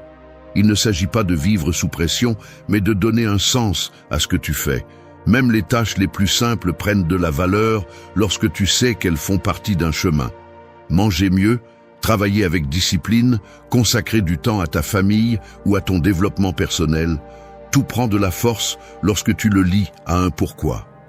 Le stoïcisme enseigne à ne pas se perdre dans le superficiel et à centrer la vie sur la vertu. Appliqué au présent, cela signifie ne pas laisser le bruit extérieur décider de ta direction. Si tu vis en cherchant l'approbation des autres, tu changeras toujours de direction. Si tu choisis tes valeurs comme guide, ton but reste ferme même si tout autour change. Le nord ne dépend pas du vent, il dépend de la boussole que tu portes en toi. Pratiquer ce principe nécessite du courage, car cela signifie te remettre en question tous les jours. Te demander si ce que tu fais te rapproche ou t'éloigne de la vie que tu veux. Cela signifie rompre avec des habitudes vides, dire non à ce qui ne correspond pas à ta vision et avoir le courage de tenir bon, même quand cela semble difficile. Le but n'est pas le confort, c'est la discipline dirigée vers ce qui compte vraiment. Vivre chaque jour avec un but est aussi un rappel qu'il n'y a pas de lendemain garanti. La seule réalité est le présent. Et le gaspiller sur ce qui n'apporte rien, c'est te trahir toi-même. Lorsque tu décides d'agir avec intention, même dans les petites choses, tu cesses d'être un spectateur et tu deviens l'acteur principal de ta vie. Cet engagement n'est pas négociable, car c'est la différence entre te traîner dans la routine ou te lever avec la force de quelqu'un qui sait où il va. Merci d'être resté jusqu'à la fin de la vidéo. Si vous avez tout vu, commentez « Je suis stoïcien » comme notre signe secret, indiquant que vous êtes un véritable apprenant du stoïcisme. N'oubliez pas de vous abonner et de liker la vidéo si elle vous a plu. Rendez-vous dans la prochaine vidéo et rappelez-vous, continuez à cultiver votre esprit stoïque.